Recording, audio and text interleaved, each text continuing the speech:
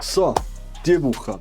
Die Schweiz stoppt Waffenexport in die USA. Beim Entlastungspaket wird so lange umgesagt, bis halt nur noch ein trauriger Ast übrig bleibt. Und irgendwo zwischen Polizeigewalt und politischem Realitätsverlust fragt man sich langsam, wer hat da eigentlich überhaupt noch Kontrolle? Und damit herzlich willkommen bei Bünzli Breaking. Ich bin der Bünzli und ich erzähle da jede Woche, was mir so richtig den Nuki rausgehauen hat. Diese Folge wird übrigens gesponsert von der Frage, ob dein letzter Atemzug eigentlich lang genug war. Wenn du auf so Zeug stehst, also fundierte Infos mit einer gesunden Portion, was zum Fick passiert da eigentlich, dann lass ein Abo da, drück den Like-Button und schreib mir in den Kommentar, welcher Punkt dich diese Woche am meisten triggert hat.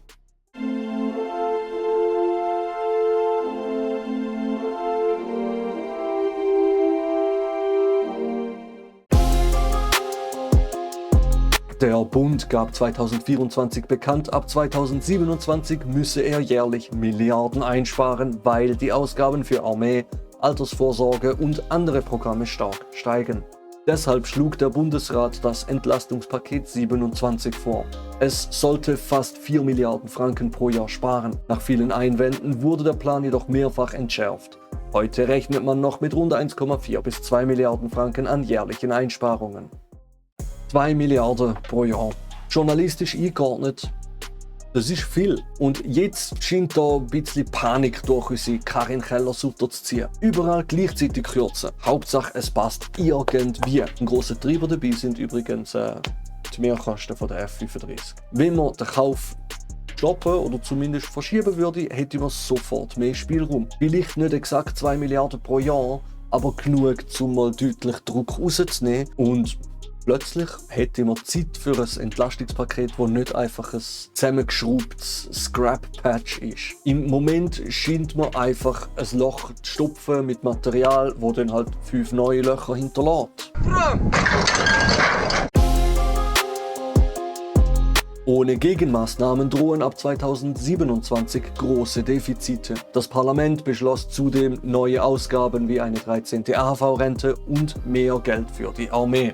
Der Bundesrat sah deshalb Kürzungen, eine höhere Besteuerung von Kapitalbezügen und Änderungen im Finanzausgleich vor.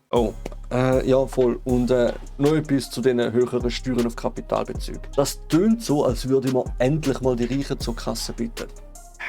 Ach man, natürlich nicht. Das ist nicht mehr Steuern, wenn ich mir für 250'000 Franken ein neues Auto kaufe. Das ist mehr Steuern, wenn sich jemand seine ganze Pensionskasse auf einmal auszahlt. Also genau dann, wenn Leute versuchen, sich ein Stück Kontrolle zu sichern, statt jeden Monat abhängig von Anpassungen und Kürzungen zu sein. Die wirklich grossen Vermögen bleiben weiterhin unberührt.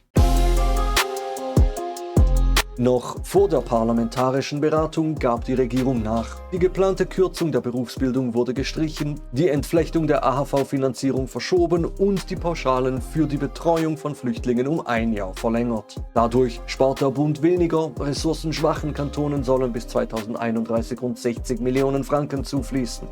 Die Steuer auf Kapitalbezüge wird nur für Auszahlungen über 100.000 Franken erhöht. Oder, um das einfach mal vorgeschlagen zu haben, wir erhöhen einfach die Vermögenssteuer. Aber da muss nicht einmal viel sein. Die rund 3.000 bis 4.000 Milliarden Franken, die in der Schweiz einfach so vor sich hin vegetieren und niemandem etwas bringen, reden wir da von etwa 0,1%. Das ist nicht einmal ein beschissener Rundungsfehler für die da oben. Und würde das Problem ziemlich direkt lösen. Und weißt du was, weil ich so ein böser Linke bin, würde ich sagen, 0,2% machen wir daraus. Die müssen die volle Macht vom Stiefel vom Proletariat in ihrem Nacken spüren.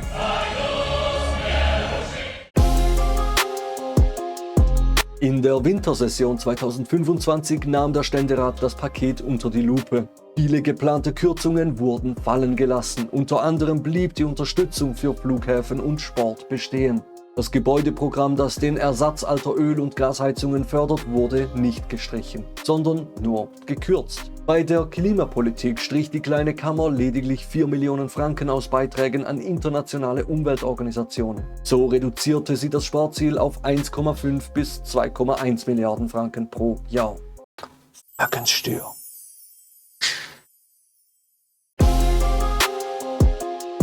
Im März 2026 behandelte der Nationalrat das Paket. Seine Finanzkommission wollte neue Einnahmen schaffen, etwa höhere Importzölle und einen Solidaritätsbeitrag von Großbanken, die bis zu 300 Millionen Franken jährlich eingebracht hätten. Eine Mehrheit lehnte diese Vorschläge ab und stoppte auch die moderate Steuererhöhung auf Kapitalbezüge. Zugleich strich der Nationalrat weitere Sparmaßnahmen. Die Landwirtschaft blieb verschont, eine Abgabe für systemrelevante Banken fiel durch und die indirekte Presseförderung sowie das Auslandsmandat von Swissinfo wurden beibehalten. Damit schrumpfte das Sparvolumen nochmals. Am Ende blieben nur etwa 60% des ursprünglichen Plans. Für die Jahre 2027 bis 2029 erwartet der Bund noch 1,4 bis 2 Milliarden Franken pro Jahr an Einsparungen.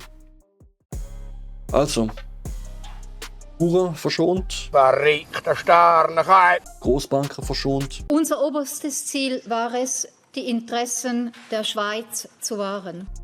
Superreiche nicht einmal angesprochen. Du Geringverdiener. Alles, was korrupt Lobbyarbeit betreibt, bleibt drin und gespart wird dann einfach beim Rest. Unser Wort von der Woche: Vermögenssteuer. Das Paket ist nun deutlich weniger einschneidend. Wichtige Klima- und Landwirtschaftsprogramme bleiben erhalten, sodass die Grüne Partei ihr Referendum zurückzog. Finanzministerin Karin Keller-Sutter warnt jedoch, dass trotz des Pakets ab 2027 ein strukturelles Defizit von rund 500 Millionen Franken bleibt. Zur Gegenfinanzierung plant der Bundesrat eine vorübergehende Mehrwertsteuererhöhung um 0,8 Prozentpunkte ab 2028 und prüft weitere Steuerlösungen. Wirtschaftsverbände unterstützen das Paket, kritisieren aber, dass nur 60% der ursprünglichen Einsparungen übrig bleiben. Wie lange glauben wir das eigentlich noch? Und zu unserem Wort von der Woche gibt es noch eine Zahl: 0,2%. Ja, nochmal, wie lange glauben wir das eigentlich noch? Dass man überall ein bisschen kürzt und ein bisschen schiebt und ein bisschen erhöht und am Schluss geht die Rechnung einfach auf. Wir haben ein Loch von Milliarden, ein Paket, das auf 60% zusammengeschrumpft worden ist, und als Lösung kommt, ja, wahrscheinlich vor allem einfach mehr Mehrwertsteuer. Also wieder eine Belastung für alle. Während also die großen Vermögen weiterhin praktisch keine Rolle spielen, werden die Ärmsten weiter proportional am stärksten betroffen. Und genau das zieht sich durchs ganze Päckchen. Geld wird dort gespart und reingeholt, wo es einfach ist. Nicht dort, wo es sinnvoll wäre.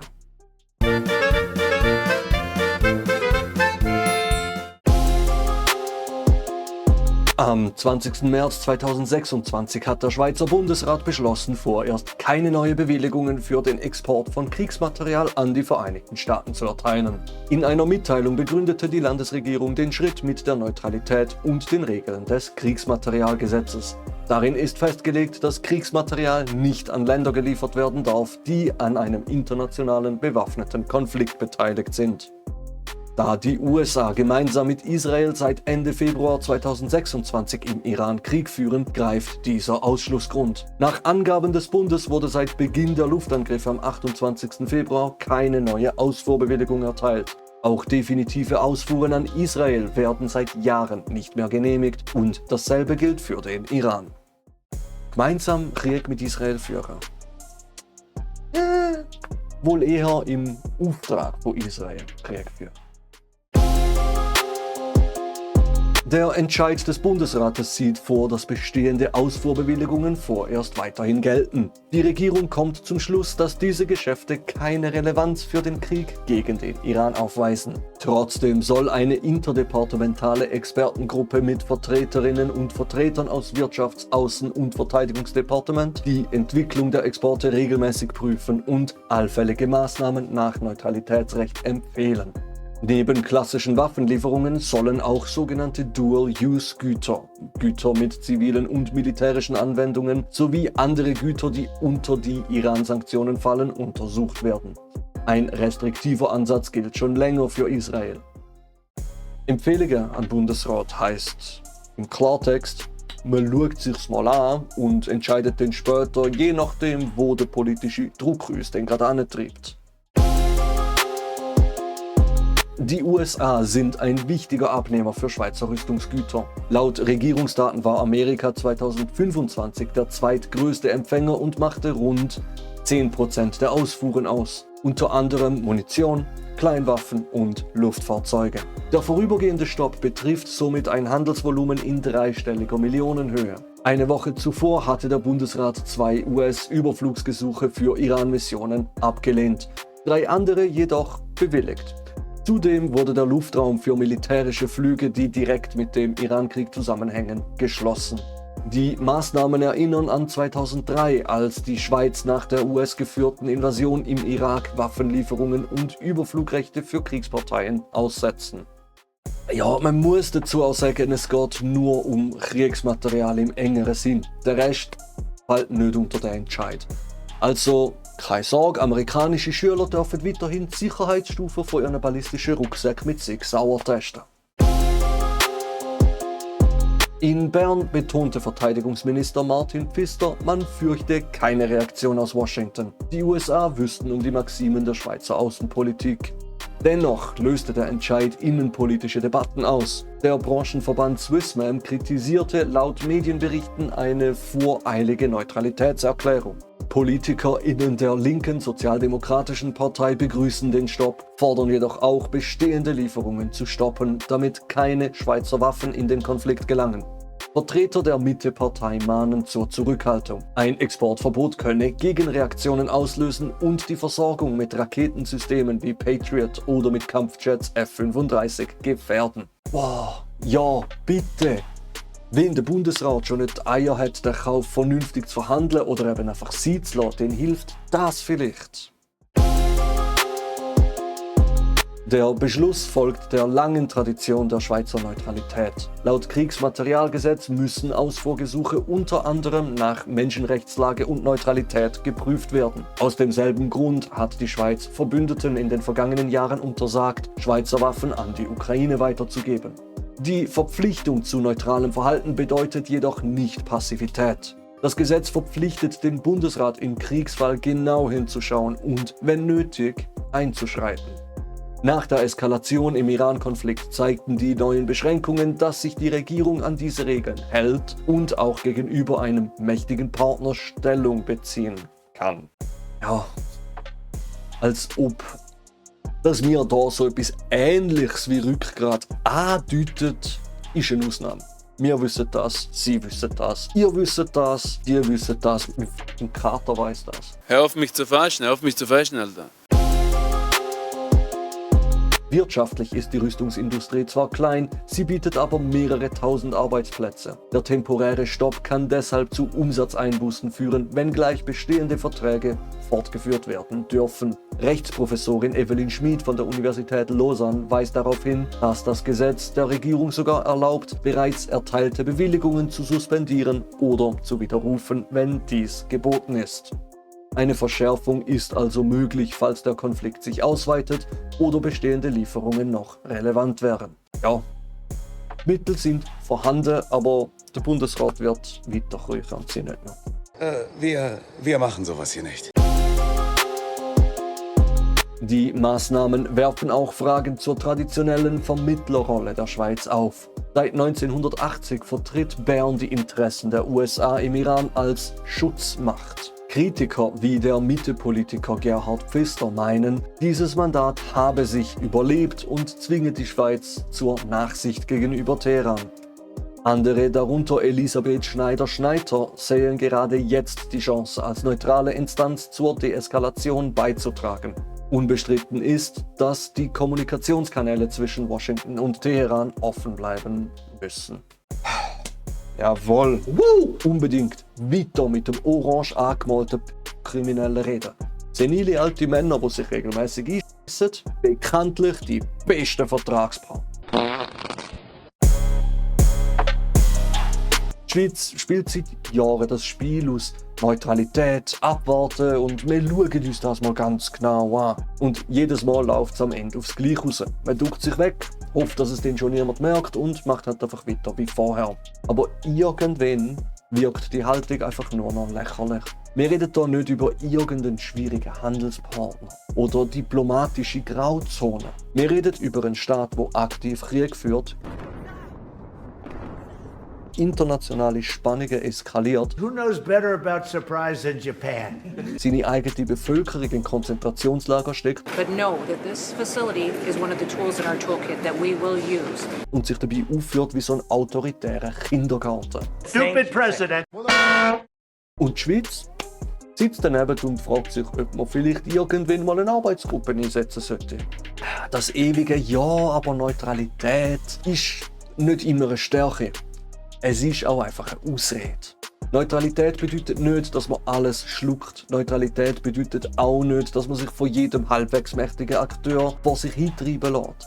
Und vor allem bedeutet Neutralität nicht, dass man keinerlei Rückgrat zeigt, sobald es mal ein bisschen unangenehm wird. Was da passiert, ist keine besonnene Außenpolitik. Das ist ein bequemes Wegducken.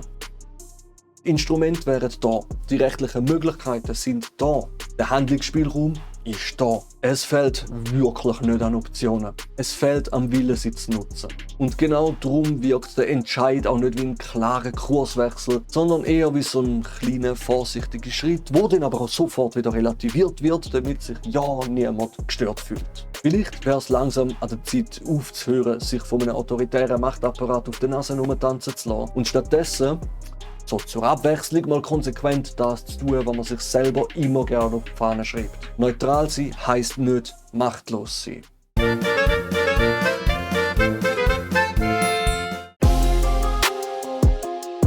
Die Bilder aus Genf im Oktober 2025 gingen um die Welt. Über 1000 Fotos und Videos zeigten, wie die Genfer Polizei bei einer spontanen Solidaritätskundgebung für Gaza Tränengas und Gummigeschosse einsetzte. Eine Analyse des Westschweizer Fernsehens RTS kommt zum Schluss, dass der Einsatz problematisch und in vielen Punkten regelwidrig war. Die Polizei blockierte die Pont du Mont Blanc und schoss Tränengas in die Menge. Ein Fehler, der nach Ansicht des Soziologen Oliver Filliol tödlich hätte enden können.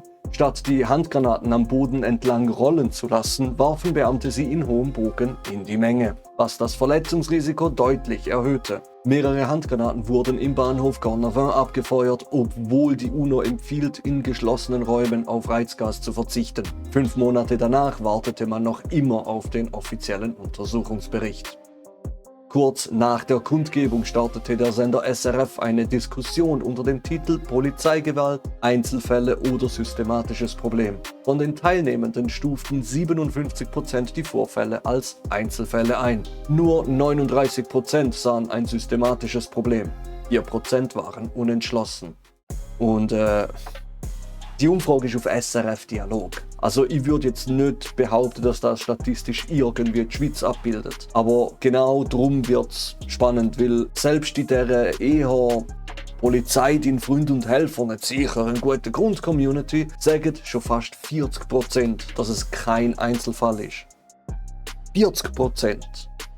Und zu diesen Granaten. Also ich wäre ja nie auf einer Demo, das widerspricht meinen zutiefst bünzligen Grundwert. Aber rein zufällig weiss ich, wie die CS-Wurfkörper funktionieren. Die Dinger sind pyrotechnisch. Die werden nicht einfach ein bisschen warm. Die werden heiß. So um die 600 Grad heiß. Ab etwa 55 Grad bekommst du übrigens Verbrennungen. Und genau darum wird in der Ausbildung eigentlich gesagt, die Dinger werden gerollt. Nicht geworfen. Weil wenn du das Teil in hochem Bogen in die Menge schmeißt, das erklärt ziemlich gut, warum empfohlen wird, in Baumwollkleidung und mit Gesichtsschutz auf eine Demo zu gehen. Amnesty International Schweiz begleitete die Gaza-Demonstration vom 11. Oktober 2025 in Bern. Haben wir berichtet. Die Organisation dokumentierte anhand von Zeugenaussagen und eigenem Videomaterial einen ungerechtfertigten und übermäßigen Einsatz von Gewalt. PolizistInnen feuerten Gummigeschosse in Kopfhöhe, setzten Wasserwerfer ein und ketteten hunderte Menschen ein, als Kesselung, ohne ihnen eine Fluchtmöglichkeit zu lassen. Laut Amnesty verletze dieses Vorgehen friedliche Demonstrierende und PassantInnen und verstößt gegen internationale Standards. Die Organisation fordert daher eine unabhängige Untersuchung. Ähnliche Kritik äußerten auch BeobachterInnen nach der Genfer Kundgebung. Dort wurden Tränengasgranaten regelwidrig in geschlossenen Räumen eingesetzt und es gab mehrere Verletzte. Ja, also, schau, wir zeigen jetzt keine Bilder von so Verletzungen von Gummigeschossen. Lassen wir es einfach mal dabei belassen, dass bei Bein- und Körpertreffern auch schon mal Rippenbrüche oder sogar schwere Prellungen nicht selten sind. Oh, und die Deppen schiessen auf Kopfhöhe. Es ist ja nicht so, dass ich da Quellen oder so hätte, ich bin ja nur ein einfacher Bünzli. Aber ein Polizeikommandant würde mir wohl die sogenannte Zonenregel erklären. Zone 1 sind Beine, da ist schon krass, da rinnst du nach einmal ein paar Tage wirklich nicht mehr durch die Gegend. Zone 2 wäre in der Oberkörper, wo nur in absoluter Lebensgefahr vertretbar ist, weil halt wirklich schwere bis tödliche Verletzungen davon auftreten können. Und Zone 3, Kopf. Nein, nicht einmal vielleicht. Keine Option. Scooby, don't. Übrigens, keiner von diesen Polizisten muss nach unserer Recherche mit irgendwelchen Konsequenzen rechnen. Der harte Polizeieinsatz ist kein Einzelfall. In Lausanne erinnerten im Dezember 2025 hunderte Menschen an eine Reihe von Todesfällen durch die Polizei im Kanton Waadt. Die Polizei in Vaud habe in den letzten 10 Jahren mindestens 7 Menschen getötet, erklärten die Demonstrierenden. Sie erinnern dabei an einen nigerianischen Mann, der im Mai 2025 nach einer Festnahme starb, an einen 17-jährigen Töffli-Fahrer, der im August auf der Flucht vor der Polizei tödlich verunglückte, sowie an weitere Fälle. Die Kundgebung verlief friedlich, doch sie zeigt, Menschenrechtsorganisationen sehen ein Muster von unverhältnismäßiger Gewalt bei Einsätzen gegen marginalisierte Gruppen.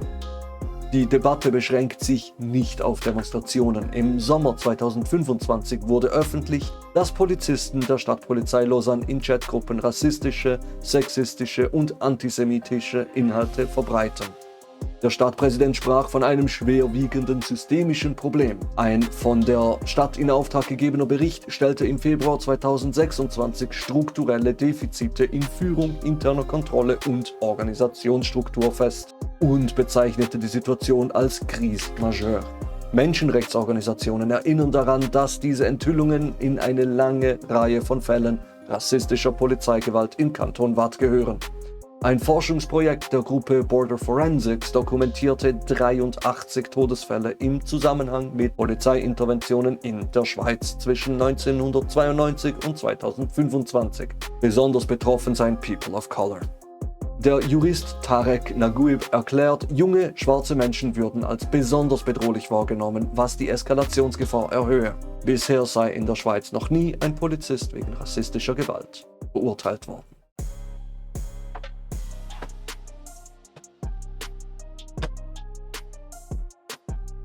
Next, weiter. Am 14. Februar 2026 fand in St. Gallen eine Demonstration gegen die Covid-Impfpflicht statt, organisiert von der Bewegung Maß voll. Unter den rund 600 Demonstrierenden marschierten Mitglieder der rechtsextremen Gruppe Junge Tat mit. Einige trugen Hellebarden. Aus Sicherheitsgründen zog die St. Galler Polizei kurz vor Beginn der Veranstaltung die Bewilligung zurück. Der Demonstrationszug ignorierte die Aufforderung, den Platz zu verlassen, durchbrach eine Polizeisperre und marschierte durch die Altstadt. Es kam zu Scharmützeln und die Polizei setzte Tränengas ein, um Auseinandersetzungen zu verhindern. Schweizer Polizisten schützen die Faschisten, Schweizer Polizist. Moment, ja, wenn ich jetzt einfach so vor mir hinskandiere, den hole ich ja gar nicht ab. Also, kurz. Das Tränengas ist nicht gegen den illegalen faschistischen Aufmarsch eingesetzt worden, nicht gegen die Leute mit den Hellebarden, sondern gegen die Demo von Ostschweiz nazifrei. Ja. Und ein Demonstrant, der den Anweisungen Folge geleistet hat und die Demo verloren hat, ist kurzerhand zu Boden getackelt worden. Verhaftet, Knie im Rücken und so. Wo dann die Schmerzen nach ein paar Tagen nicht nachgelassen haben, ist er zum Arzt. Diagnose: Rippenbruch. Rechtliche Mittel? Natürlich nicht. Und da sind wir wieder bei dem schönen Satz: All cops are bastards. Es ist nicht so, dass alle Polizisten dieser Person die Rippen gebrochen haben. Aber alle Polizisten sind jetzt Teil von dieser Schwiegermord zum «Der Bastard» decken. Während des Zuges blieb die Polizei erstaunlich passiv. Der Marsch konnte trotz entzogener Bewilligung und trotz der Waffen der Demonstrierenden weiterziehen. Gleichzeitig berichteten Gegendemonstrierende, dass sie ohne Vorwarnung von PolizistInnen zu Boden gedrückt und mit Schlagstöcken und Pfefferspray attackiert wurden. Mindestens 2 Personen mussten medizinisch behandelt werden. Die JungsozialistInnen und die Grünen kritisierten die Polizei dafür, dass sie die rechtsextreme Demo trotz fehlender Bewilligung faktisch zulasse, während sie linke Gegendemonstrierende kontrolliere, einschüchtere und aus der Stadt verwiese. Die Polizei begründete ihr Vorgehen mit Deeskalation. Um größere Auseinandersetzungen zu vermeiden, habe man darauf verzichtet, den Marsch zu stoppen. Ja. Deeskalation. Also, bewaffnete, illegale, faschistische Aufmarsch, lassen wir laufen. Gegendemo. Auf den Boden oder ich benutze die Banane! Der Eindruck doppelmoralischer Polizeiaktionen verstärkte sich noch, als Bilder aus St. Gallen zeigten, wie Männer mit Hellebarden ungestört marschierten. Die Juso spricht von einer Kriminalisierung der Antifaschisten und dem Schutz bewaffneter Neonazis. In einer gemeinsamen Erklärung fordern Juso und Grüne eine Aufarbeitung der Ereignisse und betonen, St. Gallen dürfe kein Aufmarschgebiet für faschistische Ideologien werden. Zu spät. Und der Bünzli Damus spricht. Wird passieren. Die Enthüllungen über rassistische Chatgruppe in der Lausanner Polizei zeigten, dass der Begriff Einzelfall nicht mehr haltbar ist. Der Stadtpräsident sprach von einem systemischen Problem und ein unabhängiger Bericht stellte gravierende strukturelle Defizite fest. Zivilgesellschaftliche Organisationen fordern seit Jahren eine unabhängige Beschwerde- und Kontrollinstanz für die Polizei. Solange Beschwerden intern oder von der Staatsanwaltschaft aus demselben Kanton untersucht werden, bleibt ein Interessenskonflikt bestehen. Andere Länder kennen Ombudsstellen, die unabhängig Beschwerden gegen die Polizei untersuchen. Ein Modell, das auch in der Schweiz diskutiert wird. Also kurz zu den Chatgruppen. Wir haben da schon Artikel darüber gemacht. Das sind nicht ein paar einzelne Polizisten gewesen. Das sind etwa 10% vom kompletten Korps. Die sind nicht einfach ein bisschen problematisch. Da hat man sich über Verdächtige austauscht. Es hat Sexismus gegeben, Antisemitismus, Holocaust-Verherrlichung und regelmäßiges Und jetzt kommt der Punkt. Ich erwarte von Polizisten eine gewisse Menschenkenntnis. Wenn also 10% von einem Korps so unterwegs sind, dann erwarte ich, dass die anderen das merken. Aber all cops are bastards. Nicht, weil alle das machen, sondern weil offenbar keiner etwas davon gewusst haben will. Und die Ombudsstelle, ja, jetzt sofort. Und Bodycam-Pflicht, gerade auch noch dazu. Also, fassen wir das Ganze mal simpel zusammen. Linke Demo, Tränengas, Gummigeschoss, Kessel, rechte Demo, Begleitschutz. 83 Tote in den letzten Jahrzehnten. Kein einziger, der verurteilt worden ist. 10% von einem Polizeikorps schreiben offen rassistischen Müll und niemand hat es gemerkt. Wir diskutieren noch, ob das Einzelfälle sind. Ja, gut. Weiß doch auch nicht. Ja.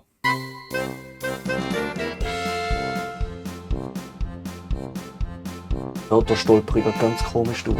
Grüezi Gögi! Wie vom Zahlen ernsthaft. Das Kriminalmaterialgesetzes. Wir dürfen aber keine Wirtschaftsnews mehr machen.